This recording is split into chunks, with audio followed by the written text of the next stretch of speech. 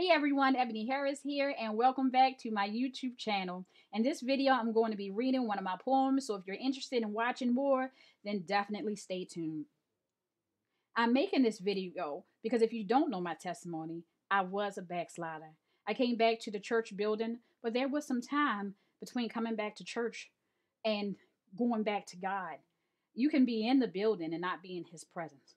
So before I get started, if you have not done so already, please like and subscribe and make sure you hit the bell at the bottom so that you can get future notifications. The title of this poem is called Unworthy. I'm so unworthy. I remember there was a time where in my heart I wanted to be right, but it was this constant struggle to turn on the light. When you looked at me, the sin that put a wedge between us was all you could see. And when I looked at you, I saw your holiness and I yearned to be free. In my mind, I had to fix this issue. Trying to be someone I'm not, I immediately recalled some instances where my behavior was less pleasing. My garment wasn't just spotted and wrinkled, it was torn. It seemed as if it were beyond hope of restoration. Yes, I am unworthy and I know it. I am unworthy and you know it. Rehearsing in my mind what to do about this situation, I sought out my own version of fig leaves. I tried to mend it, but it was deeper than the surface, a wounded spirit. I really messed up this time. I thought I had everything under control, but I opened myself to the enemy, who didn't hesitate but gladly led me away from you. Everything I thought I gained left me with this mental strain, and the thought of life without you left me with this mental pain. God, I am unworthy and I know it. God, I am unworthy and you know it. Yes, the enemy would have destroyed me, and that would have been the end of my story if not for your mercy. Trying to conceal what I'm doing, lest others look on me and see my ruin. Collecting broken pieces for the sacrifice. In secret, of course. What do I have that's good enough to suffice? Nothing. No. I don't have anything worth giving, but I want to be free. I gather what nerve I have left, and although I'm nervous and shaking on the inside, in humility I approach you with the best of me. God, I am unworthy and I know it. God, I am unworthy and you know it. Standing in your presence, all my righteousness is filthy rags. What I thought was the best of me, you say it wasn't my destiny, and what pleased the masses, and your presence is now only ashes. I have nothing to bring that's good enough for the King of Kings. Now, I'm really losing it. In my mind, I carefully planned this thing. This was going to be the day that I came back to you. I'm familiar with church, so I thought I knew just what to do. I gave us some things that tore us apart. And I was careful to gather only the best of me. That's all I wanted you to see. It seemed like everything was falling apart, but I just wanted to be free. In the stillness of my heart, I can hear your voice as if it were a whisper in my ear. You told me that even in my lowest moments, you never took your eyes off me. You sent your love in a visible way for me to see, so tangible I could feel it. And you carefully reassured me that I was still loved. I know I should be leaping for joy. See, I know I'm loved. You love everyone. But I feel different. I'm still ashamed. Then you show me that although you love everyone the same, you still know me by name because I'm different. You say that I'm dear to you, so you call me to draw near to you, so I break away from the crowd and dedicate time just for you. And it's in my isolation that I learn your heart for me. All you wanted was my life, not forced or willing sacrifice. Is that too much to ask? To see that the love you give is reciprocated? To know that the things you do are appreciated? I was foolish. Now I see your great love for me, and I made my decision.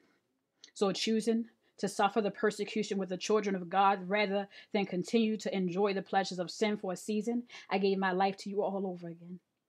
I was unworthy, and yes, I knew it. I was unworthy, and yes, you knew it. See, you gave me beauty for my ashes. Standing on the other side of through, I can make a declaration like overcomers do. So I declare to my past, I am free. My life now belongs to the one who gave it to me, the one who laid down his life, not because of my good works, but because he loves me and he wants me to be free. Oh, that I might be a living sacrifice, holy and acceptable to God. This could have been another way.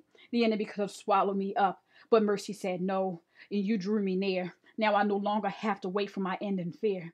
When I thought I was through, you invited me to be just like you. I'm still unworthy and I know it.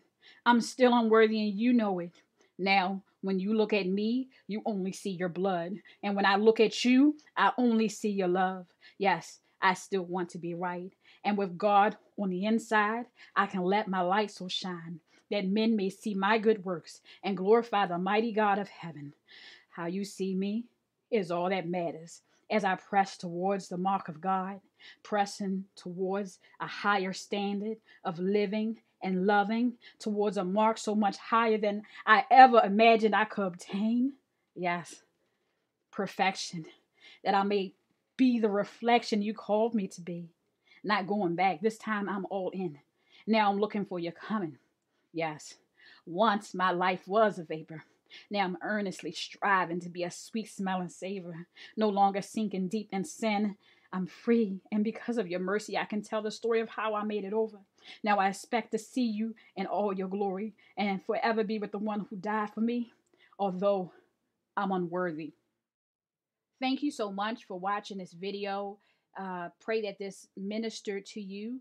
If you have not done so at this moment, please make sure you hit the like and subscribe buttons and hit that notification bell. This is April 2020.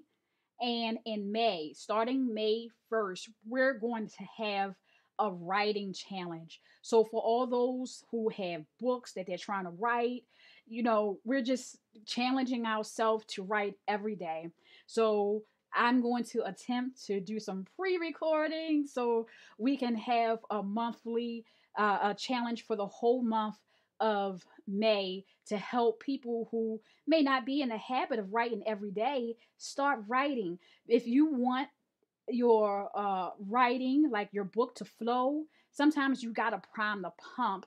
You have to do it every day. And after a while, you're going to notice you're going to be able to write more. I will still do my weekly videos, so this challenge is not going to replace anything that I already have, that I already said I was going to do. So be blessed.